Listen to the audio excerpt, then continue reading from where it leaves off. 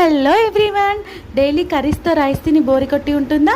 అయితే ఈజీగా ఇంట్లో ఉన్న రెమెడీస్తో టమాటో రైస్ని ఎలా చేసుకోవాలో చూపిస్తున్నాను. ముందుగా ఎండుమిర్చి, అలాగే పచ్చిమిర్చి, బగారా ఆకు, అలాగే మసాలాకి సంబంధించి అన్నీ రెడీ పెట్టుకోవాలి. ఆ తర్వాత కొద్దిగా ఆయిల్ వేసి అందులో పోపు చేయాలి. ఇందులో బగారా ఆకుని వేసిన తర్వాత అవి కొద్దిగా వేగిన తర్వాత ఆనియన్స్ని కూడా వేస్తున్నాను. ఆ తర్వాత కొద్దిగా అల్లం వెల్లుల్లి పేస్ట్, కొత్తిమీర, కరివేపాకు కూడా వేసుకోవచ్చు, చాలా టేస్టీగా ఉంటుంది.